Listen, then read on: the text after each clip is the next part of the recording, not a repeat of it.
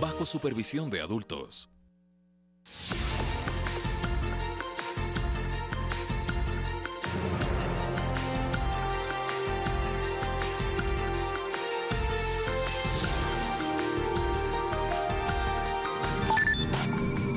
Síganos en nuestras redes sociales. En Twitter, @telediarios. En Facebook, Telediario S.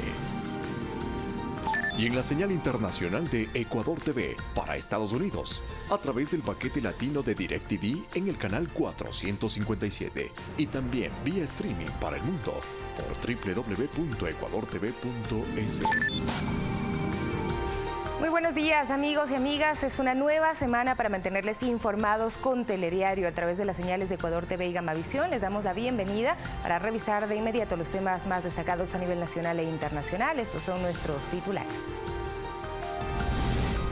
El autor del femicidio en La Pizulí fue liberado un día antes de cometer el crimen. Organizaciones de defensa de mujeres señalan deficiencias en el sistema de justicia. Bajamos las revoluciones. Con ese lema, la Gobernación del Guayas y aficionados del mototurismo realizaron una caminata por la seguridad y el orden público en el puerto principal. Un estudio realizado por el INEC y la UNICEF revela que el 30% del agua que se consume en el país estaría contaminada. En lo internacional, multitudinaria manifestación en Madrid, España, para exigir la renuncia del presidente Pedro Sánchez.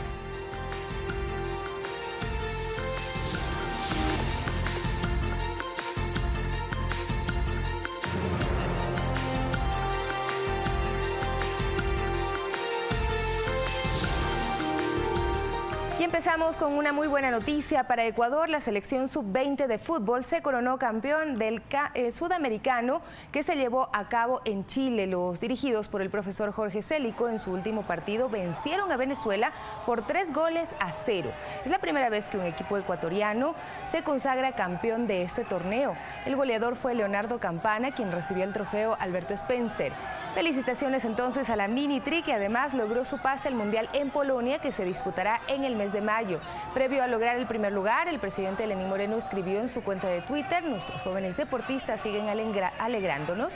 La selección ecuatoriana de fútbol sub-20 acaba de clasificarse al Mundial Polonia 19. Felicitaciones. Estamos seguros de que su participación será un éxito y de que dejarán muy en alto el nombre de Ecuador. Escuchemos los festejos.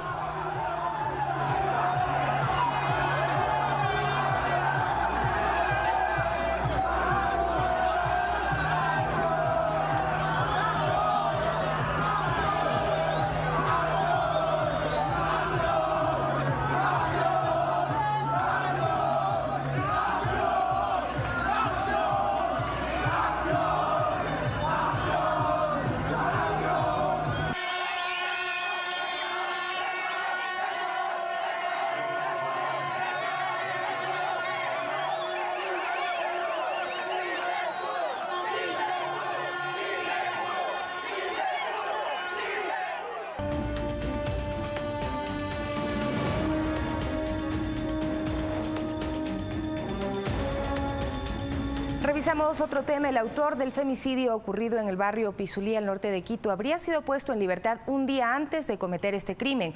Organizaciones de la sociedad civil señalan que con este caso son 11 los registrados en el 2019 e identifican las debilidades de un sistema que aseguran fomenta la impunidad. Miguel Adolfo A. durante años golpeó y degradó a la madre de sus hijos. Ella, en su condición de víctima, buscó ayuda en la justicia, pero esta, según su hermano, quien nos dio apertura en este momento de dolor, le falló. El victimario se encontraba preso y un día antes del brutal crimen fue puesto en libertad. Estos malditos jueces tienen la mala costumbre de coger y dictaminar y dejarlo en libertad, porque si esta persona no la dejaban en libertad, esto no hubiese pasado. Se trata de una cadena de negligencias, ya que el femicida aprovechaba que la casa no contaba con un cerramiento apropiado para ingresar y violentar a Amelia, a su madre e hijos, y cuando pedían auxilio, nada pasaba. Cada que él venía, golpeaba y salía corriendo. Se le llamaba a la policía y ellos lo único que sabían decir, que no lo pueden detener si no está dentro de la casa. Yo no entiendo ¿Qué quiere la justicia? ¿Que lo tengamos amarrado en la casa? Hasta este domingo fue velada en su propio domicilio, junto a la calle en donde públicamente fue apuñalada. Esto mientras el autor permanece en el Hospital Pablo Arturo Suárez hasta que se estabilice de heridas que se autoinfligió. La Fiscalía ya abrió la instrucción fiscal y dictaminó la prisión preventiva. Por eso que creo que hay tanto femicidio en el país. Y es más, cuando uno va y pone la denuncia, lo tienen días enteros andando de un lado a otro, que llene ese papel, que tráigame ese papel, que haga lo otro. Una más, de 11 que van en el 2019. Para Cibel Martínez, vicepresidenta del Consejo de Protección de Derechos de Quito, el Estado deja en vulnerabilidad a las víctimas de femicidio. Se demuestra en el caso de Amelia. Eso nos da la medida de que el sistema de protección de derechos no funciona. El que tú entregues una boleta de auxilio a una mujer no es una garantía de que no va a ser maltratada. Necesitamos soluciones extraordinarias a una situación extraordinaria, a una situación que exacerba y que daña a una sociedad. En su análisis señala que el 66% de femicidios son cometidos por parejas sentimentales y aunque el delito está tipificado, aún los casos siguen siendo sancionados por delitos menores.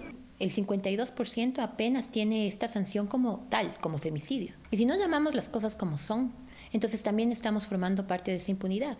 Acota además que la sociedad se está volviendo cómplice indirectamente fomentando el morbo de un tema tan serio. Ahora más bien buscas el video para verlo, ¿no es cierto? Y entonces comienzas de alguna forma a divertirte con la violencia, comienzas a perder esa capacidad de apiadarte del dolor ajeno y te deshumanizas. Los vecinos en la Pizulí este fin de semana caminaban con miedo. En el ambiente estaba el efecto de esta tragedia. Eduquemos a nuestros hijos porque eso viene desde la niñez. Que nos comportemos con las mujeres, que respetemos y que no le hagamos más maldad. Varias organizaciones de defensa de los derechos de las mujeres determinaron que en el 2018 se cometieron 88 femicidios, la mayoría de ellos en Guayas, 18. Amelia se suma a esta estadística. ¿Será un número o al fin servirá para tomar medidas integrales al respecto? César García, Telediario. Y si hablamos de violencia, en redes sociales circula un video en el que se observa a dos conductores de transporte urbano discutiendo en una calle de Quito. Uno de ellos amenaza al otro con un machete. Especialistas consultados consideran que este tipo de hechos se derivan de factores como la falta de control y el estrés generalizado que enfrentan quienes manejan en la capital.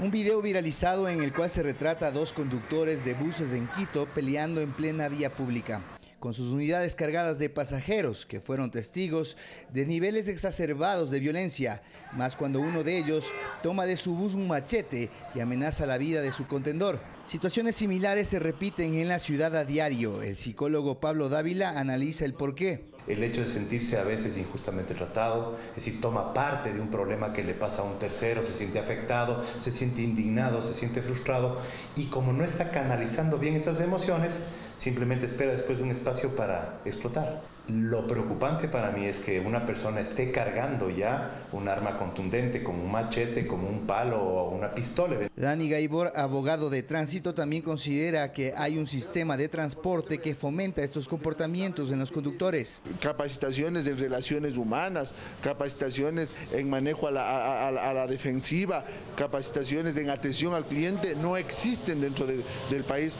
no hay un pensum. En las calles la gente admite tener temor al abordar un bus, más aún cuando suceden hechos como el que se aprecia en este video. Ellos van peleando y cuando se les habla, ellos son más groseros y altaneros. La policía debe actuar ahí y hacer requisitos a las personas, porque no puedes perder los estribos de esa manera para sacar un machete y intentar atacar a alguien.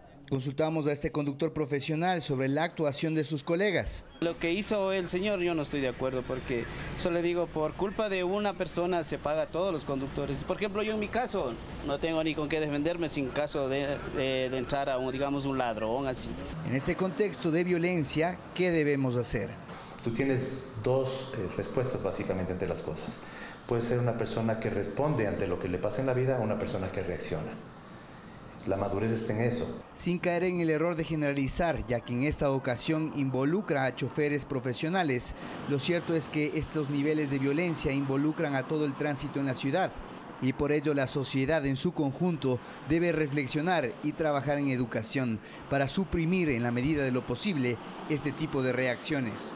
César García, Telediario. Y preste atención, pues la depresión y la adicción a las drogas son las enfermedades más comunes que reciben un tratamiento especializado en el Instituto de Neurociencias en Guayaquil. Los profesionales en salud mental aconsejan tratar los síntomas a tiempo. La depresión es una de las enfermedades más comunes en el ser humano, que incluso podría motivar al suicidio a quienes lo padecen. Es una de las enfermedades relacionadas con la salud mental que más está creciendo en la actualidad, ¿no? Por diversos motivos, familiares, económicos, biológicos inclusive. Las personas cada vez más sufren de estrés, de depresión, de ansiedad. Por ello es necesario acudir a expertos en la materia. Dice, mira, no te preocupes, o tómate esta agüita, o reza nomás, pero a veces eso no es suficiente, ¿no? Lo mejor es acudir a un profesional. No de todos modos acudir a ciertas bagajes que a veces no tenemos conocimiento, sino que buscar ayuda de gente que esté especializada. Un mal que no solo afecta a adultos, sino también a niños y a adolescentes. Inclusive ahora para el 27 de febrero vamos a tener una jornada sobre la depresión infantil, porque también ya hay niños y adolescentes que se deprimen. Otro de los problemas que más aqueja a la sociedad es la adicción a las drogas y al alcohol. Dándole ese soporte a las familias de que pueden recibir una ayuda ambulatoria a través de sacar una cita con psicología, psiquiatría, dependiendo del grado en que se encuentra el usuario. Con 138 años al servicio de la comunidad, el Instituto de Neurociencias de la Junta de Beneficencia de Guayaquil cuenta con varias áreas como consulta externa para atención ambulatoria, emergencias para personas en estado crítico, una unidad para conductas adictivas, residencia para quienes deseen atención personalizada, un centro de superación integral y un espacio para rehabilitación ambulatoria. Esta iniciativa del Instituto de Neurociencias en dar información para los usuarios, en dar información para la comunidad, para la gente en general. Mariuxi Buenaño, Telediario. 6 de la mañana con 12 minutos, le recordamos que tras la resolución de la Junta de Política y Regulación Monetaria y Financiera de derogar la resolución 471 que definía el pago de intereses por mora desde la fecha de adquisición de una deuda con tarjeta de crédito, la Superintendencia de Bancos emitió un comunicado en el que se dispone que las entidades bancarias deben recalcular inmediatamente los intereses generados por los consumos realizados desde el 1 de diciembre de 2018 hasta el 6 de febrero de 2019. Y realicen el reembolso a los usuarios de los intereses generados de más. Estos rubros deberán ser acreditados a cada tarjetaviente mediante nota de crédito, por lo que se recomienda estar pendientes a los montos que deben ser devueltos en sus próximos estados de cuenta. Y este anuncio de la Superintendencia de Bancos sobre la devolución de los intereses cobrados en exceso mientras duró la resolución 471 generó reacciones entre los ciudadanos.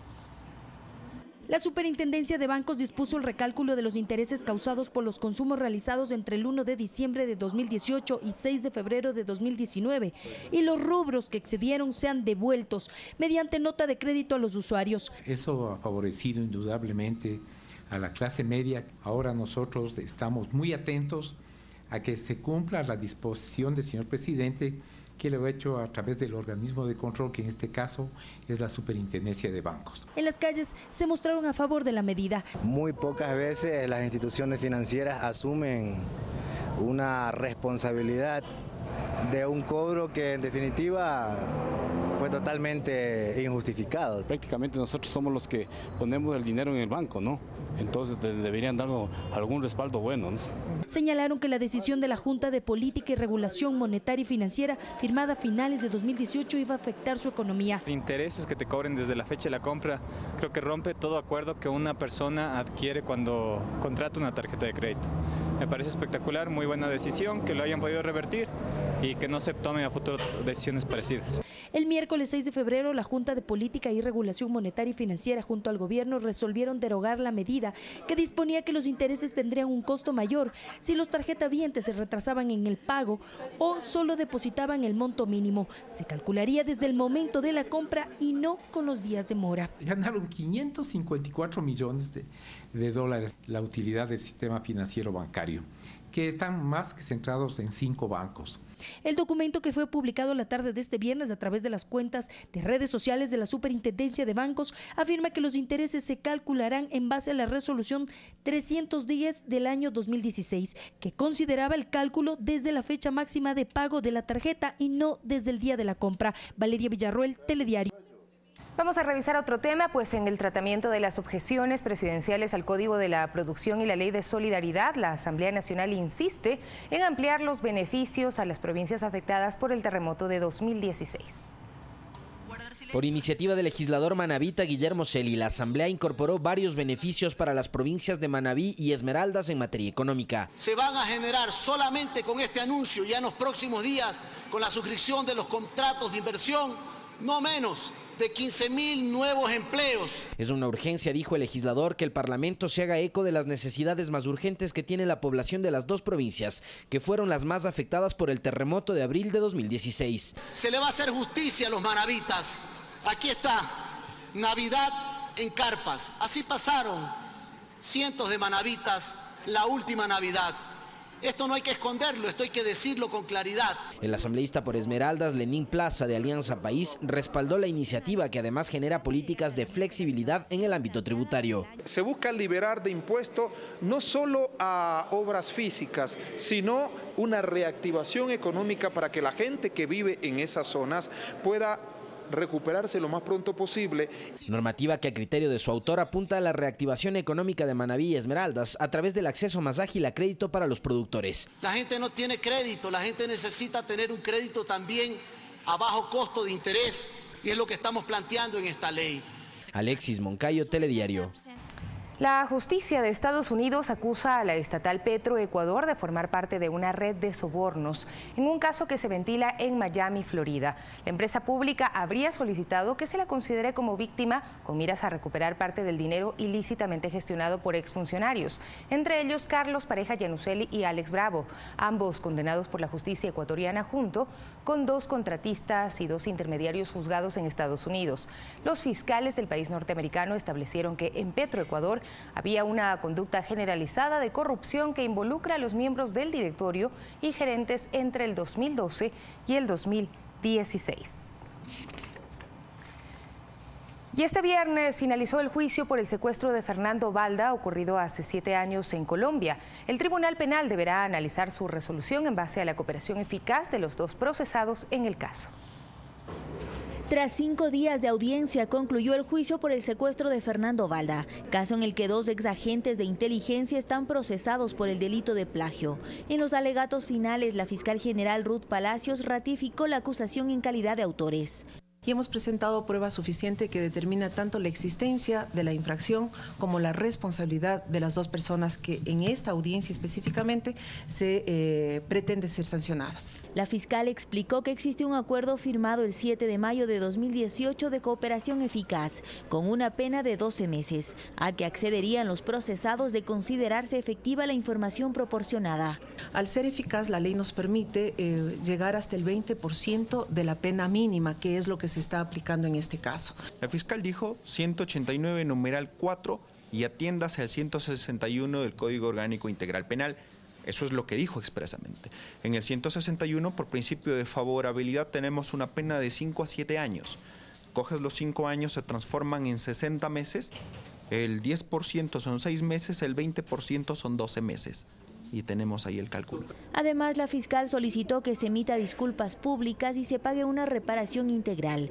La víctima, de forma simbólica, solicitó la cancelación de $1.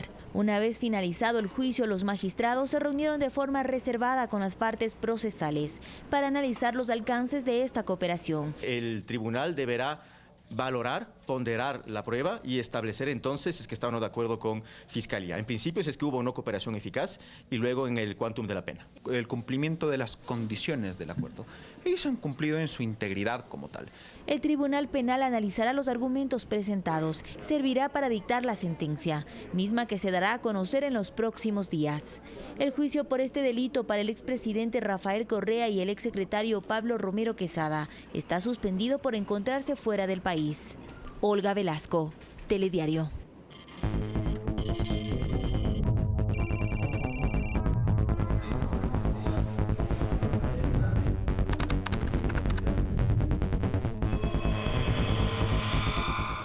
Preste atención, revisamos este tema a fondo. Un estudio realizado por el INEC y la UNICEF revela que el 30% del agua que se consume en el país estaría contaminada. Conozca a fondo qué plantean distintos candidatos frente a esta problemática en un reportaje de la Unidad de Investigación de los Medios Públicos.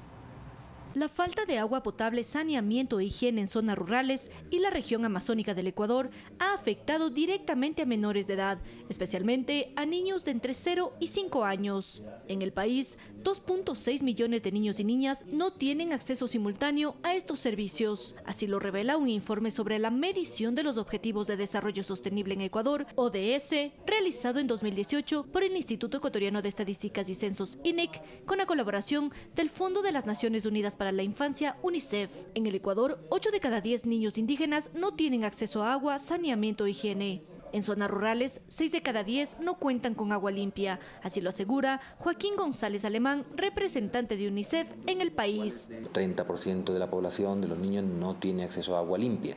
Quiere decirse que ese agua tiene materia fecal, tiene E. coli. Y el E. coli causa diarreas. Para la pediatra Katia Rivas, los menores que consumen agua contaminada pueden sufrir de enfermedades como desnutrición crónica, parasitosis, diarreas agudas, anemia, entre otras.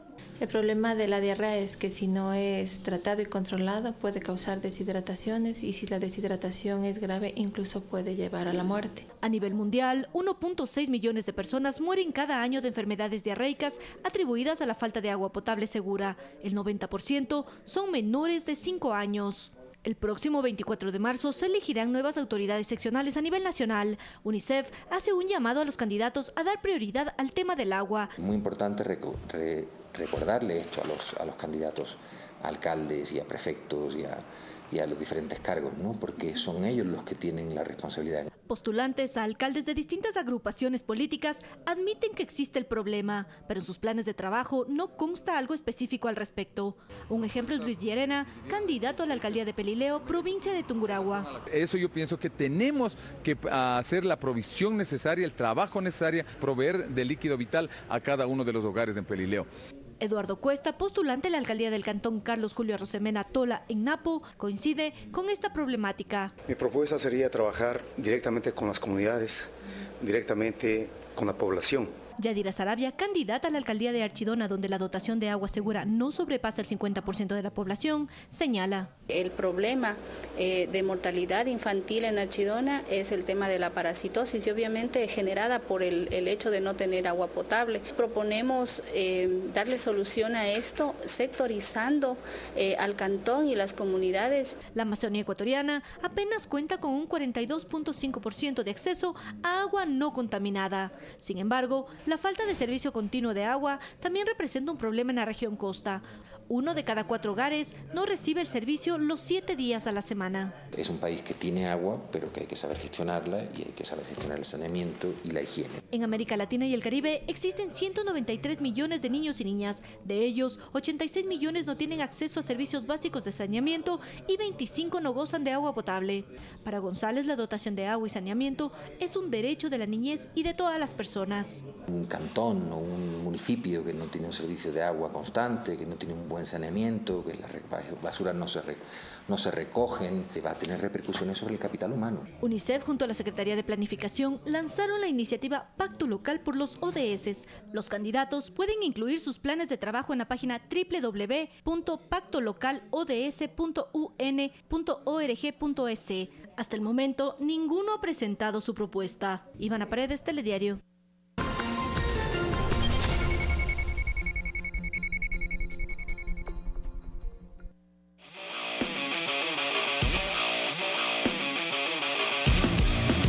En un mundo de opciones limitadas, la mujer debe caminar siempre detrás de su esposo y debe respetarlo. Ese es el papel de la mujer. Ojara Itoko quiere forjarse su propio camino. Voy a ser carpintera. ¿Qué? Así es, y lo haré para poder ser una Daiku Kata. Una telenovela de éxito mundial llega a Ecuador TV. Clavel, gran estreno. Hoy, 21 horas. Por Ecuador TV. Comparte la emoción. Este 24 de marzo elegimos consejeras y consejeros del Consejo de Participación Ciudadana y Control Social. ¿Cuál es su trayectoria? Soy el candidato por la Federación Médica y los movimientos sociales. Fui perseguido y encarcelado por luchar contra la corrupción junto a Fernando Villavicencio y Clever Jiménez. ¿Cuál es su propuesta? Tu voto garantiza que tus denuncias culminen con la recuperación de lo robado y cárcel para los corruptos. Los ecuatorianos no le tememos a la corrupción. Si Carlos Figueroa es tu voz, vota por él este 24 de marzo y hazte escuchar. Imprimimos nuestra identidad en cada cosa que hacemos. Plasmamos de colores las calles para festejar el resurgimiento de nuestro pueblo. Así somos los ambateños, de corazón alegre y de brazos abiertos. 68ª edición de la Fiesta de la Fruta y de las Flores. Del 1 al 5 de marzo del 2019. ¡Viva Ambato! Te invitan. Autorización número 0180. CNE. Elecciones seccionales 2019. Lunes, y usted no puede dejar de empezar la semana mirando Café TV. Hablaremos de la osteoporosis y de los huesos fuertes. Y a propósito de San Valentín, nos visitará el emprendimiento Personalízalo. Y por supuesto, también el ballet Hachi Guamelina. Esto y mucho más, deporte por supuesto. Les esperamos 10:40 de la mañana. Como siempre, por Ecuador TV. Comparte la emoción. Noticias, política, cultura, actualidad. Una mirada a profundidad de los acontecimientos de nuestro mundo. Enfoque Mundial. Todos los sábados a las 21 horas. Por Ecuador TV.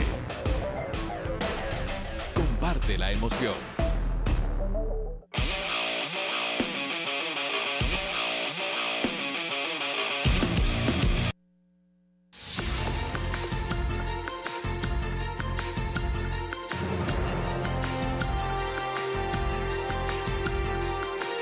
Volvemos con ustedes en Telediario. Les contamos que con una ceremonia militar, la Fuerza Aérea Ecuatoriana conmemoró 24 años de la victoria del CENEPA. El acto fue presidido por el ministro de Defensa, Osvaldo Jarrín.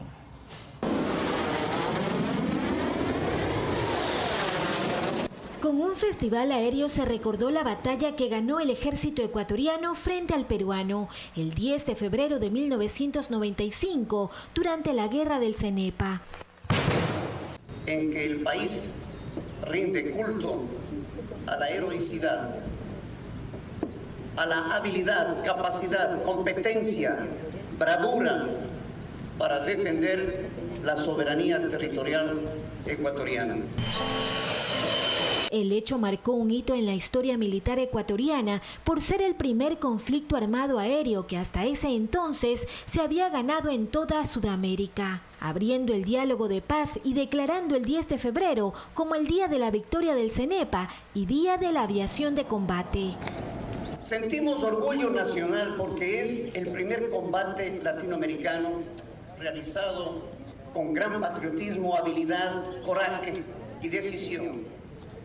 También hay que reconocer que es por primera vez que se demuestra universalmente el cómo se ha desarrollado una estrategia aérea netamente ecuatoriana.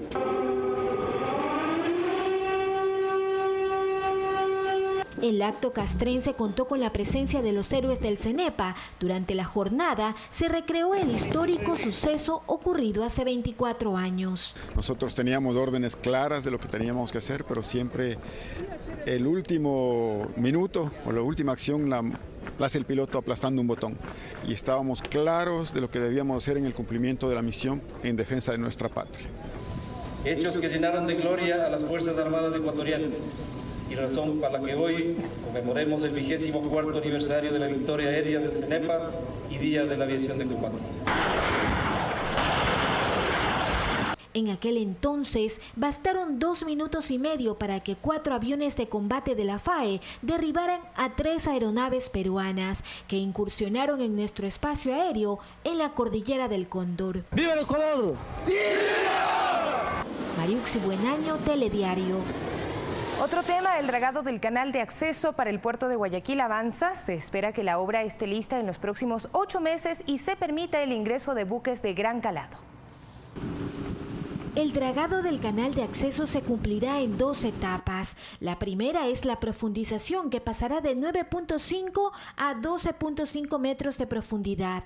El volumen que hay que dragar para profundizar el canal es de 25 millones de metros cúbicos y la mayor parte de ese material es un material blando, es un material suelto como arena, limo, arcilla o sus combinaciones. El mismo buque tiene capacidad para transportar el material. Luego se ejecutará la operación y el mantenimiento, para lo cual se trabajará con 3 dragas de succión en marcha. Cada draga tiene una tripulación entre 25 y 40 personas a bordo. Para eliminar las rocas en los goles que se encuentran en Pozorja y que por años han sido un obstáculo para la llegada de buques de gran calado, Jan de Nul utilizará una técnica similar a la que usó en el diseño y construcción de las nuevas esclusas del Canal de Panamá. De los primeros hitos que tenemos nosotros como gestor privado del canal es remover ese obstáculo. Para esa parte movilizamos una draga de corte de alta potencia. Para poder, esa draga tiene un cabezote con dientes, es giratorio para cortar el material y succionarlo. Gracias a Dios han quedado atrás no solamente décadas de inacción, sino los aciagos días del año 2013, donde se pretendió eliminar a los puertos de Guayaquil. Para la fase de mantenimiento, la empresa belga capacitará a ecuatorianos para que trabajen en esta área. Ponerlos como oficiales a bordo de la draga que quedará para la etapa de mantenimiento. Tenemos una academia especializada en la casa matriz y quisiéramos capacitar el personal ecuatoriano para poder trabajar en la draga a largo plazo.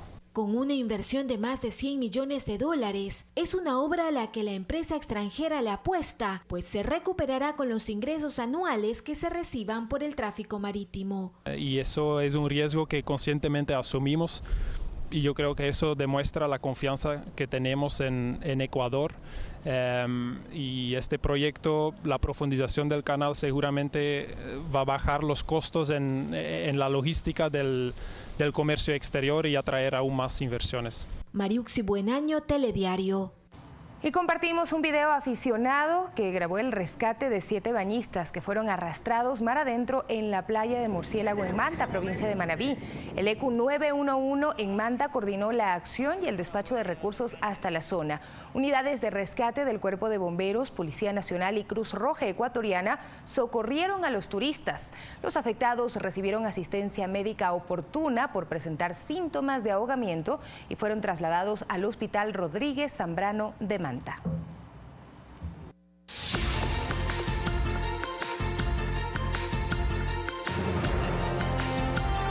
Vamos con las noticias del mundo. En Perú, un niño falleció y 2 adultos permanecen desaparecidos en el poblado de Mirabe, en Tacna, luego que el pasado viernes ocurriera un deslizamiento de lodo y rocas que deja a 400 familias damnificadas.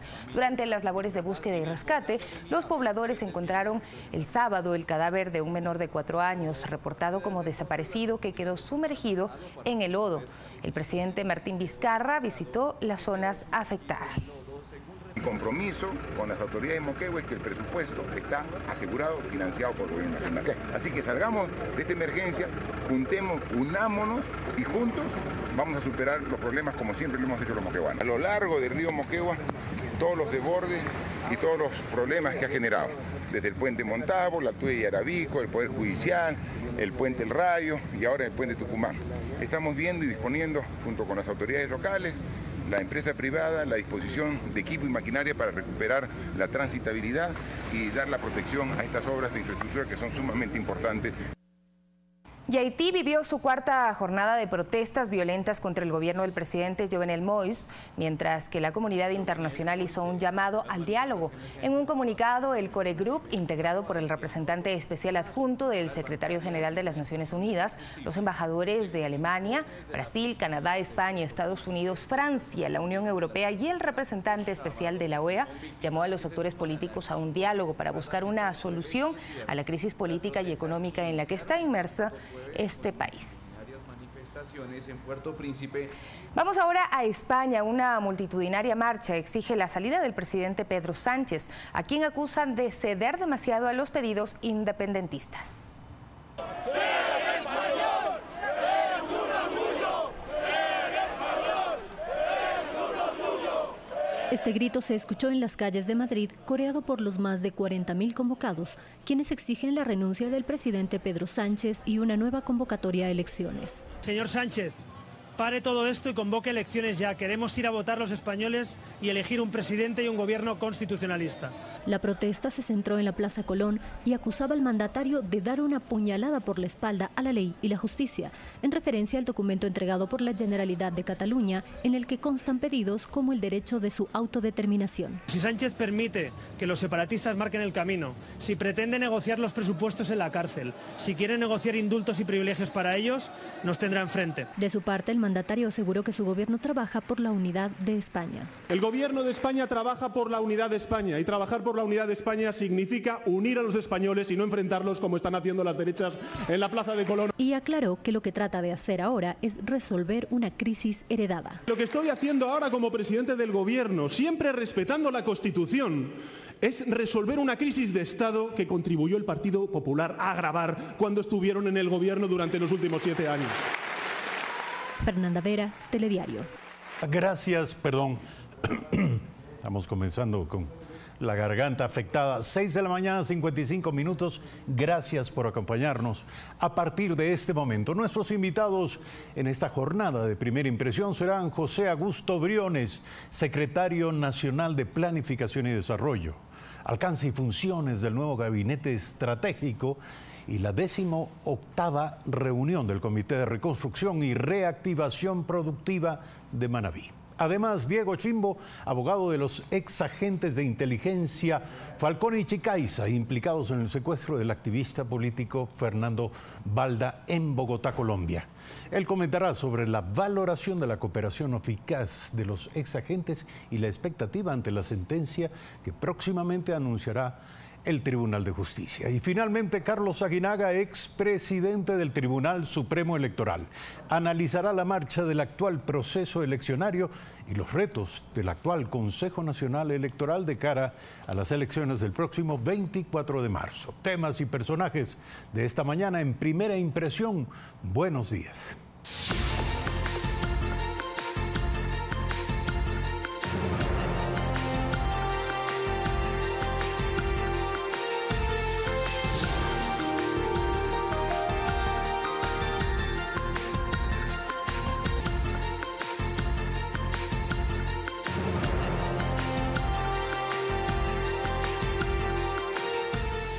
Son las 6 de la mañana con 57 minutos. Secretario General de la Presidencia es José Augusto Briones. Enmendamos lo dicho hace un instante. Como todos los días a esta hora, recomendamos a ustedes la lectura de Diario El Telégrafo. Diario El Telégrafo nos grita en primera página: Ecuador al Mundial. La selección de fútbol sub-20 clasificó a la cita mundialista de Polonia, que se cumplirá entre mayo y junio próximos. El resultado también le permitió su acceso a los Juegos Panamericanos de Lima, que se desarrollarán este año. Ahí está Campana, el goleador de la selección y del torneo, celebrando uno de los fantásticos goles de la jornada de ayer. Además, Diario El Telégrafo nos dice que el proyecto de minería será sometido a una consulta. Se refiere a Kim Sacocha, que decidirá en marzo si se da paso a la extracción. Y finalmente, la derecha de España confronta al presidente Sánchez. Los líderes del Partido Popular, de Ciudadanos y de Vox están reclamando elecciones por la actitud, la posición que aducen tiene el gobierno de Sánchez frente a los independentistas catalanes. 6 de la mañana, 58 minutos. El vicepresidente Otto Sonnenholzner se refirió a la nueva estructura del gabinete estratégico y de los gabinetes sectoriales. Lo hizo en una entrevista radial. Escuchemos parte de sus declaraciones. Mientras sigamos trabajando en equipo como lo estamos haciendo, yo estoy tranquilo. Este martes vamos a estar repartidos los gabinetes sectoriales en diferentes ciudades del oriente, celebrando a la Amazonía. Vamos a estar en Macas, en Tena. El jefe de todos nosotros es el presidente de la República. Eso es así de sencillo, es lo único que no está en discusión. Y el presidente Moreno es un hombre que ha demostrado saber y hacer, bien lo que tiene que hacer. Y en ese sentido nosotros vamos a seguir siguiendo sus directrices. Él es el que dirige los gabinetes finalmente porque él es nuestro jefe, pues. 6 de la mañana, 59 minutos. José Augusto Briones, secretario general de la Presidencia, se encuentra aquí. Buen día, gracias por aceptar esta invitación. Ha habido una polémica, no sé si justificada, en torno a este tema del rediseño de la gestión administrativa al más alto nivel, en la periferia, por supuesto, del presidente de la República, en torno a este gabinete estratégico y a estos gabinetes sectoriales. ¿Cuál es la razón de esta reestructura? Buenos días, Eduardo, y buenos días a la teleaudiencia de Telediario. Es incomprensible la polémica generada. Probablemente han querido incorporar un tema técnico de gestión en la campaña electoral, lo cual me parece irresponsable. ¿Por qué el gabinete estratégico? Cabe señalar que esta estructura ya existía desde junio del 2018. Y nadie dijo nada. Nadie dijo nada. Por eso digo, lamentablemente se ha querido mezclar con la campaña electoral. ¿Cuál es el sentido de tener un gabinete estratégico y gabinetes sectoriales? Simplemente mejorar la gestión pública, tener un mecanismo que permita articular, hacer seguimiento, tener impacto e ir midiendo la gestión pública. Aquí, tal como decía el señor presidente de la República, el señor vicepresidente Otto Sonnenholzer, aquí el único jefe del gobierno es el señor presidente de la República, el licenciado Lenín Moreno Garcés. Pero aclaremos algo, si ya existía en junio de 2018, ¿por qué es materia de un nuevo decreto? Y se lo pregunto, porque en aquel tiempo el gabinete estratégico estaba presidido por el secretario general de la Presidencia, en aquel entonces Eduardo Jurado, por la vicepresidenta de aquel entonces, María Alejandra Vicuña, Joana Pesante, secretaria jurídica de la Presidencia, lo sigue siendo, Juan Sebastián Roldán, Paul Granda, en aquel tiempo secretario de Gestión Política, y usted. ¿Cuál es la razón de un nuevo decreto para decir lo mismo? Básicamente es una precisión. Los consejos sectoriales que antes existían se cambian por gabinetes sectoriales. Primero, quien lo coordina es un ministro. Aquí no hay superministro, no hay ministerios coordinadores, un ministro responsable. Segundo, el énfasis en la gestión. Nosotros creemos que estamos en un periodo de gobierno en el cual tenemos que acelerar la ejecución, mostrar gestión y coordinar todo este tipo de actividades que se hagan. Otro elemento, la diferencia entre el Consejo y el Gabinete.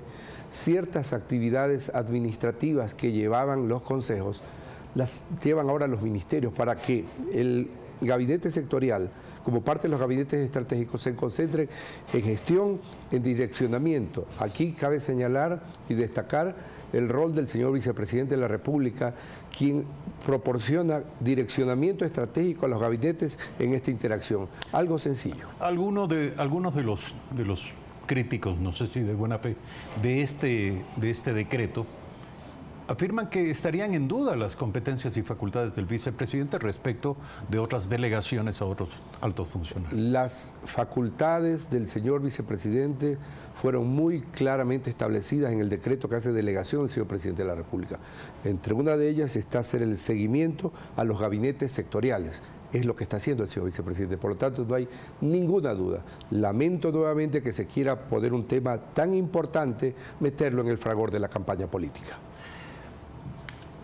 Está próxima una nueva reunión del Comité de Reactivación Productiva y de Reconstrucción de Manabí.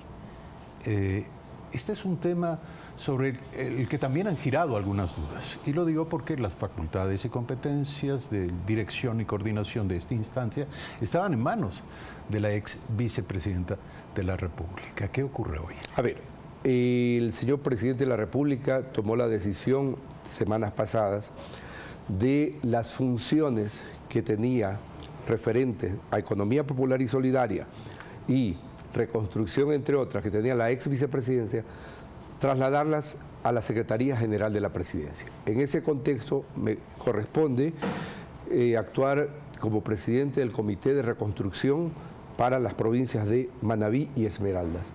En ese contexto tuvimos el día jueves pasado una reunión en la ciudad de Puerto Viejo con alcaldes, con prefectos, para revisar obras, acelerar la ejecución, priorizar proyectos importantes como hospitales y sobre todo ver que estas obras se ejecuten porque responden a una sentida necesidad que se está dando en territorio. Pero ¿cuáles serán los temas clave del próximo encuentro, de la próxima ya la reunión la tuvimos la semana pasada. Ya priorizamos obras por alrededor de 82 millones de dólares referidas a reconstrucción de proyectos productivos, proyectos de agua potable y sobre todo el cumplimiento de requisitos previos. Hay un tema importante, Eduardo, que es al que le hemos puesto empeño en estas semanas que he estado a cargo. Tiene que ver con el cumplimiento de condiciones previas para ejecutar recursos de organismos internacionales. Hay fondos de organismos internacionales que no se han utilizado porque no ha habido la capacidad especializada al interior de algunos GATS. Lo que hemos hecho es volcar esa capacidad que hay en entidades como Ecuador Estratégico o SECOP para que trabajen conjuntamente con los equipos técnicos de los municipios y utilizar esos recursos. ¿Pero de qué se trata? ¿Es que los gobiernos autónomos no tienen la capacidad para formular adecuadamente proyectos y justificar el uso de esos recursos? Yo no diría que no tienen. Son normas internacionales con las cuales muchas veces los equipos técnicos no están familiarizados. Y estábamos cayendo en una suerte de dar vueltas estar marchando en el mismo terreno, porque no se cumplían los requisitos previos. Lo que hemos hecho es trabajar de manera conjunta y hemos logrado destrabar los créditos del el Crédito Europeo y otros recursos internacionales como la donación china para que los beneficios lleguen a la ciudadanía. Se resolvió además asignar 20 millones de dólares para microcréditos. ¿Quiénes entregarán, quiénes estarán a cargo de la administración de estos recursos y de la entrega de ellos? En efecto, en la revisión que vimos de los recursos, porque uno de los temas que estamos buscando es que exista equidad en la asignación. De 100 millones de dólares aproximadamente que se habían destinado para la economía popular y solidaria, se habían ejecutado 78 millones en Manabí y no se había ejecutado en Esmeraldas. Tomamos la decisión, por disposición del señor presidente de la República, de reactivar también Esmeraldas. Y lo que vamos a hacer es un acompañamiento técnico de las entidades de economía popular y solidaria para que ejecuten. ¿Cuál era el problema, Eduardo? Que muchas de las entidades que tenían la capacidad de ejecutar no habían sido calificadas como ejecutores. Entonces vamos a hacer un acompañamiento técnico para que a la par se las habilita, dar el beneficio a la ciudadanía esmeraldeña y de esta manera trabajar en el segundo eje. Porque el Comité de Reconstrucción de... Pero si me permite, esta conversación y justificadamente genera grandes expectativas en los emprendedores de estas provincias. Así es. ¿Cómo podrán beneficiarse de la existencia de estos recursos? El requisito es preparación de proyectos productivos que se ejecuten a nivel local, que requieran inyección de un capital, que para eso es el fondo del componente de economía popular y solidaria. Formulación de un proyecto que involucre a la comunidad, inyección de capital, acompañamiento y ejecución. Esas como fases grandes. Estamos hablando entonces solo de economía popular y solidaria, de economía asociativa. Pequeños emprendedores. Cooperativas, emprendimientos asociativos. Proyectos que dinamicen la economía local y que involucren a personas que están trabajando en territorio. Cuando hablamos de microcréditos, ¿de qué montos? Bueno, son montos, depende de la naturaleza del proyecto. Pueden ser proyectos pequeños para movilizar cosechas o para dinamizar cierto emprendimiento productivo que pueden ir desde los $2.000. Son proyectos pequeños, una inyección de capital para dinamizar economías locales. 7 de la mañana, 8 minutos. Estamos hablando con José Augusto Briones, secretario general de la Presidencia de la República. Y permítame regresar al tema inicial. Usted será quien dirija el gabinete estratégico, precisamente, compuesto, de acuerdo al decreto, por el vicepresidente y los titulares de las Secretarías Jurídica, Particular de Gestión de la Política de Comunicación y del Ministerio de Relaciones Exteriores. Textualmente, el decreto dice que esta instancia será la responsable de la dirección estratégica del gobierno. ¿Qué significa eso? A ver, la Secretaría General de la Presidencia, entre sus funciones, tiene la de coordinar la gestión gubernamental.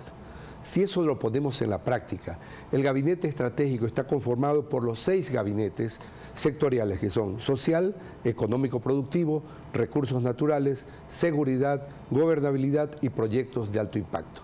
¿Qué hace la Secretaría General? Cumpliendo su rol, coordina estos 6 gabinetes sectoriales en un gabinete estratégico, correspondiéndole al señor vicepresidente de la República el direccionamiento estratégico. En conclusión, la Secretaría General coordina, consolida información, proporciona y ejecuta.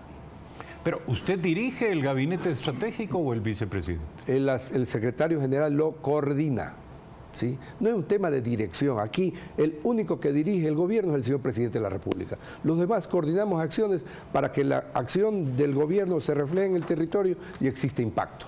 Eso está clarísimo.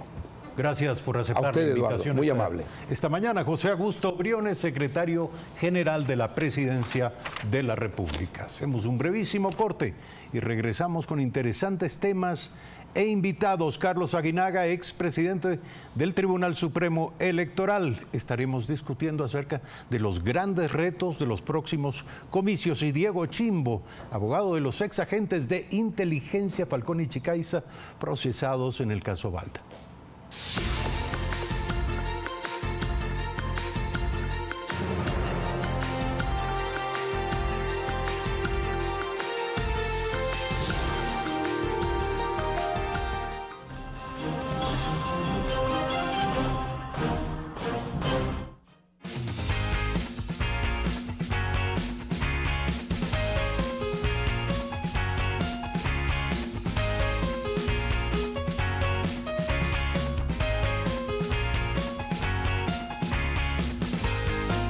Es tiempo de dar espacio a los que enfrentan los retos y luchan por sus metas. De celebrar la pasión de los emprendedores ecuatorianos. Desde cero. Muy pronto, por Ecuador TV. Comparte la emoción. Este fin de semana en Cine Familiar. Sábado. Hola, Miranda Baker. Algo dentro mío me dijo que estabas viva. Y con los $100,000 que me robaste. El escape perpetuo. Domingo. Una vez cada 100 años llega el mensajero de la oscuridad. Pero hay una criatura en la Tierra que puede detenerlo. Es el Pato Sol. ¿Papá? La leyenda del Pato Sol. En Cine Familiar. Todos los fines de semana a las 16:30. Por Ecuador TV. Comparte la emoción. En la superficie o dentro del agua. En lugares salvajes o en reservas y zoológicos. Veterinarios y expertos acuden a salvar animales en peligro, mejorar sus condiciones de vida y, en otros casos, terminar con su dolor. Odio decir esto, pero hicimos lo que pudimos. Planeta Peligro. Todos los domingos a las 21 horas. Por Ecuador TV. Comparte la emoción. Preguntas sin respuestas. Misterio. Secretos. Solo el detective más famoso del mundo podrá resolver los casos más complicados. No te pierdas sus aventuras en la serie ganadora de 9 premios Emmy, Sherlock. Todos los sábados a las 22 horas. Por Ecuador TV. Comparte la emoción.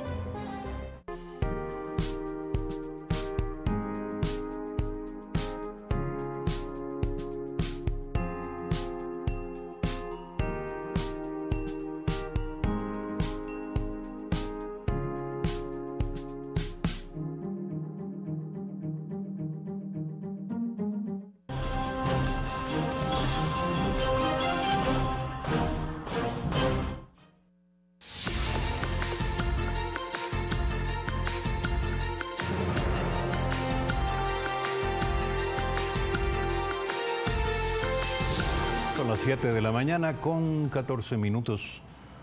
Renovamos nuestra gratitud a ustedes por su sintonía y por su compañía. Este viernes finalizó el juicio por el secuestro de Fernando Balda, ocurrido hace 7 años en Colombia. El Tribunal Penal deberá analizar su resolución sobre la base de la cooperación eficaz de los 2 procesados en este caso.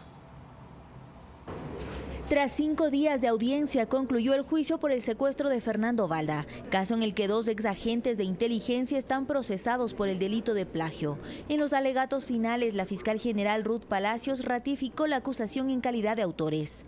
Y hemos presentado prueba suficiente que determina tanto la existencia de la infracción como la responsabilidad de las 2 personas que en esta audiencia específicamente se pretende ser sancionadas. La fiscal explicó que existe un acuerdo firmado el 7 de mayo de 2018 de cooperación eficaz, con una pena de 12 meses, a que accederían los procesados de considerarse efectiva la información proporcionada. Al ser eficaz, la ley nos permite llegar hasta el 20% de la pena mínima, que es lo que se está aplicando en este caso. La fiscal dijo 189 numeral 4 y atiéndase al 161 del Código Orgánico Integral Penal. Eso es lo que dijo expresamente. En el 161, por principio de favorabilidad, tenemos una pena de 5 a 7 años. Coges los 5 años, se transforman en 60 meses, el 10% son 6 meses, el 20% son 12 meses. Y tenemos ahí el cálculo. Además, la fiscal solicitó que se emita disculpas públicas y se pague una reparación integral. La víctima, de forma simbólica, solicitó la cancelación de $1. Una vez finalizado el juicio, los magistrados se reunieron de forma reservada con las partes procesales para analizar los alcances de esta cooperación. El tribunal deberá valorar, ponderar la prueba y establecer entonces si es que estaban de acuerdo con Fiscalía. En principio si es que hubo una cooperación eficaz y luego en el quantum de la pena. El cumplimiento de las condiciones del acuerdo. Ellos han cumplido en su integridad como tal. El Tribunal Penal analizará los argumentos presentados, servirá para dictar la sentencia, misma que se dará a conocer en los próximos días. El juicio por este delito para el expresidente Rafael Correa y el exsecretario Pablo Romero Quesada está suspendido por encontrarse fuera del país. Olga Velasco, Telediario. Son las 7 de la mañana con 16 minutos y sobre este tema nuestro invitado Ochimbo, abogado de los ex agentes de inteligencia Falcón y Chicaiza, procesados en el caso Balda. Buen día, gracias por estar aquí. El 7 de mayo se concertó la cooperación eficaz entre sus representados y la Fiscalía en este caso. Asumimos que para que esto se haya llevado a cabo, la Fiscalía valoró las primeras declaraciones, las primeras revelaciones contenidas en la verdad dicha por sus representados. Yo quiero preguntarle, desde ese primer momento, cuando se valora y se concerta la cooperación eficaz, hasta este punto, luego de acaecido el juicio, el proceso, sus defendidos han aportado han hecho nuevas revelaciones, han aportado nuevos elementos de juicio en torno a este caso y sus implicados. Buen día. Buenos días, Eduardo. Bueno, para contestarte, yo creo que debemos de mayo retroceder a marzo, a mediados de marzo, el 17, si no me equivoco, cuando se dio la formulación de cargos en contra de Raúl y en contra de Diana. En ese momento firmamos un preacuerdo con la Fiscalía General del Estado, quien tenía una fiscal que no ostentaba casos de fuero, porque recuerden que el proceso únicamente se levantó en contra de Raúl Chicaiza, Diana Falcón y Jorge Espinosa Méndez. Entonces no tenía por qué conocerlo un fiscal general del Estado. Es ese mismo día de la formulación de cargos en donde se realiza un preacuerdo de cooperación eficaz, se ven todas las circunstancias que debían cumplirse dentro del acuerdo para que después de encontrar los elementos suba por fuero de Corte Nacional al conocimiento del fiscal general del Estado. Nota que de marzo, abril, mayo, pasan casi 2 meses en el que no fue atendido nuestro pedido de cooperación eficaz. ¿Por qué razón? Bueno, me atrevería a elucubrar, ¿no? Pero golpeamos las puertas del fiscal general del Estado, en ese momento el doctor Vaca Mancheno, y no nos daba oídos acerca de que había personas aforadas en ese caso, quienes habían dado la orden, a pesar de que desde marzo habíamos entregado ya ¿Habían dado la orden de? No te entendí la pregunta. No, perdón, yo repreguntaba sobre lo dicho. Siga, por favor.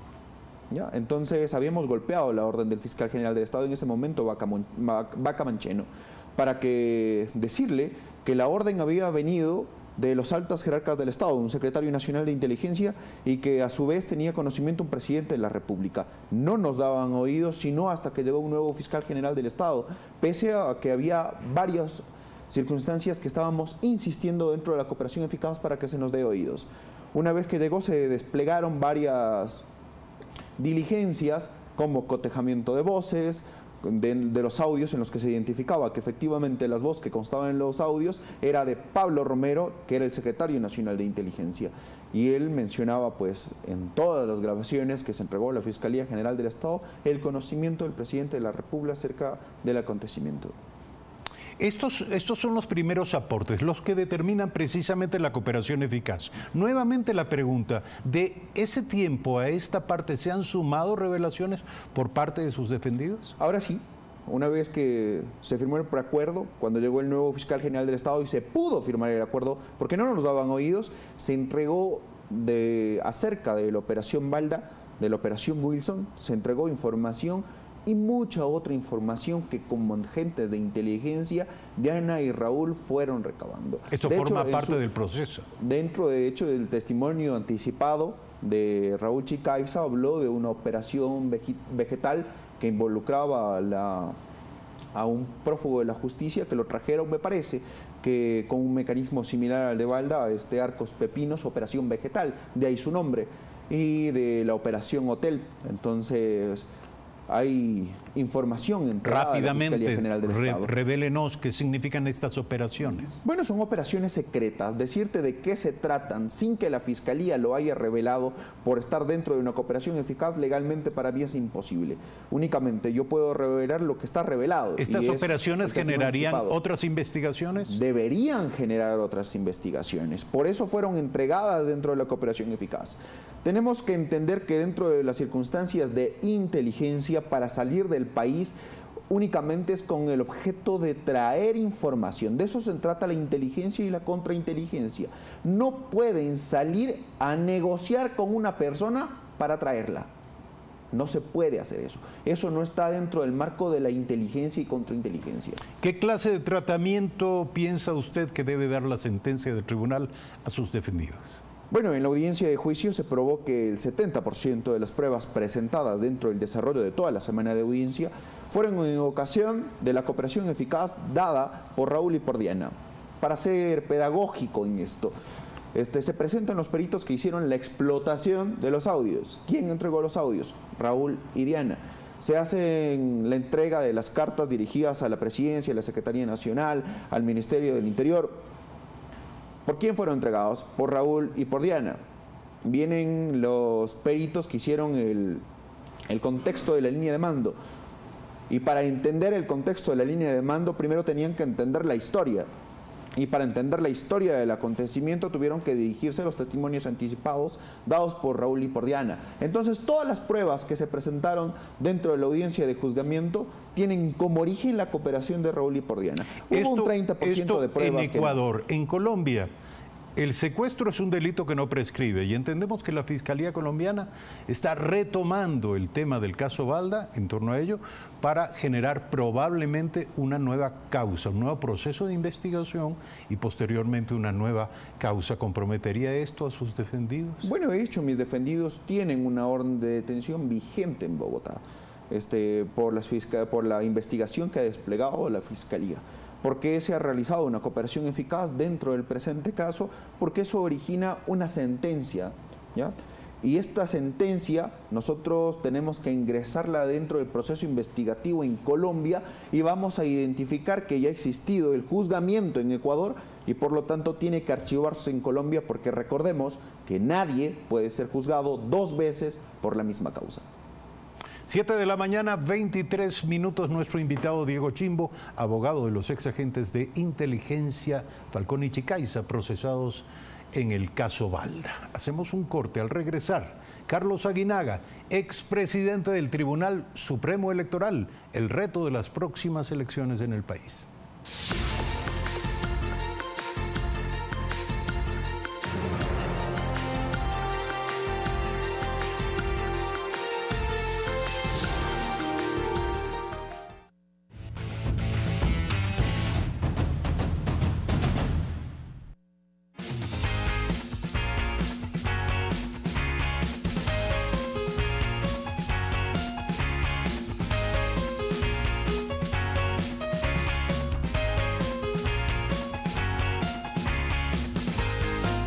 Es tiempo de dar espacio a los que enfrentan los retos y luchan por sus metas.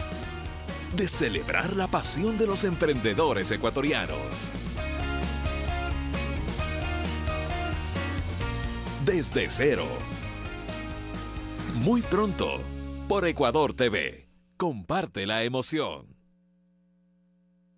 Este 24 de marzo elegimos consejeras y consejeros del Consejo de Participación Ciudadana y Control Social. ¿Cuál es su trayectoria? Promotor codirigente y asesor de revocatorias del mandato. Representante ciudadano al Consejo Nacional de Planificación. ¿Cuál es su propuesta? Fortalecer el derecho ciudadano en crear veedurías, garantizar la rendición de cuentas, prevenir y combatir la corrupción. Si Ramiro Armijos es tu voz, vota por él este 24 de marzo y hazte escuchar.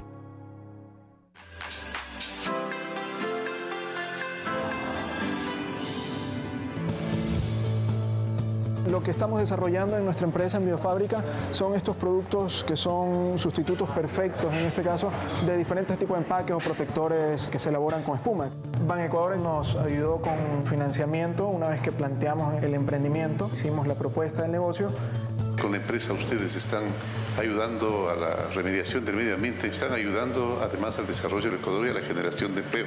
Esto es un orgullo nuestro y también es un orgullo ecuatoriano. El gobierno de todos. Autorización número 0134. CNE. Elecciones seccionales 2019. Las historias continúan.